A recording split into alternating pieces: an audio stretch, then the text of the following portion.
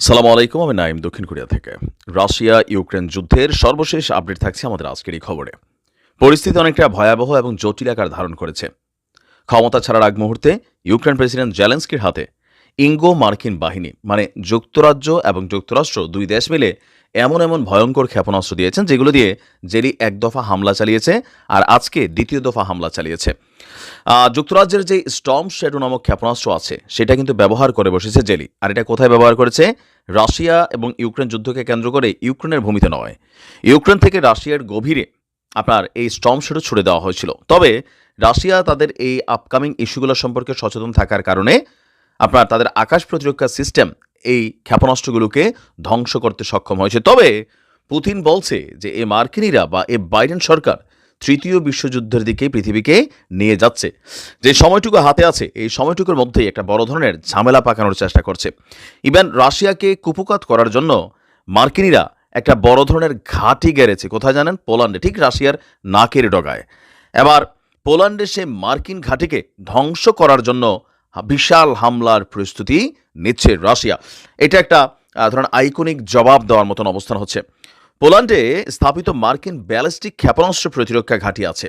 সেই মার্কিন যেই ঘাঁটি আছে সেখানে পারমাণবিক অভিযান রাশিয়ার বিরুদ্ধে চালাতে পারে, আবার রাশিয়াও এই ঘাঁটিকে উড়িয়ে দেওয়ার জন্য আয়োজন করছে।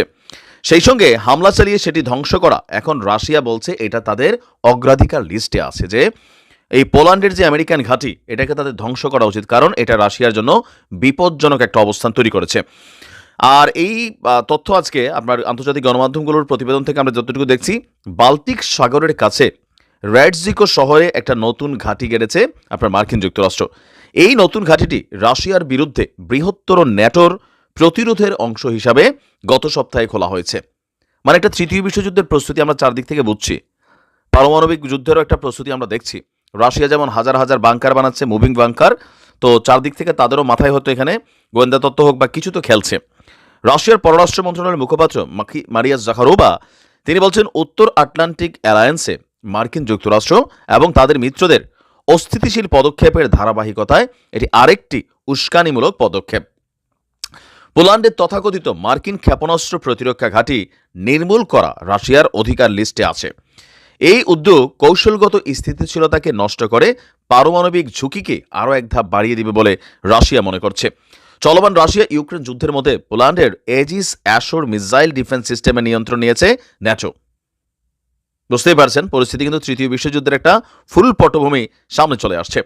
আজেন্দ্র দুজা বলছেন, পুলিশ যে প্রেসিডেন্ট আছেন, আমি অত্যন্ত আনন্দিত যে আমরা আনুষ্ঠানিকভাবে এই ঘাঁটি খুলেছি যা মার্কিন যুক্তরাষ্ট্রের সামরিক বাহিনীর মতোই বিশ্বের স্বাধীনতা এবং নিরাপত্তাকে রক্ষা করবে। দর্শক, 1999 সালে ন্যাটো জোটে যোগ দিয়েছিল পোল্যান্ড। সুইডেন এই জোটের সর্বশেষ প্রবেশকারী হিসাবে চলতি বছর আপনার জয়েন করেছে। এস্তোনিয়া, লাটভিয়া এবং লিথুয়ানিয়া এই তিনটি বাল্টিক রাষ্ট্র ন্যাটোর অংশ এবং রাশিয়ার সঙ্গে একটি স্থল সীমান্ত তাদের রয়েছে।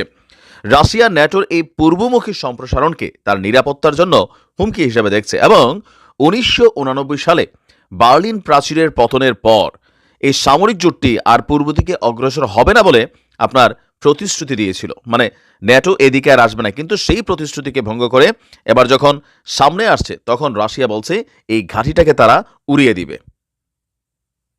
আর এটা কিভাবে উড়াবে? ওই যে আন্তঃমহাদেশীয় ব্যালিস্টিক ক্ষেপণাস্ত্র, যেটা একটা শুধু মারছিল গতকালকে ইউক্রেনে, রাশিয়া বলছে ঠিক এই ধরনের একটা ক্ষেপণাস্ত্র ব্যবহার করে এই ঘাঁটি উড়ানো হবে। এখন এই ঘাঁটি উড়াইলে পরিস্থিতি কোন দিকে যাবে এটার কারোরই বুঝতে বাকি নাই। দেখা যাক কি হয়। ভালো থাকুন।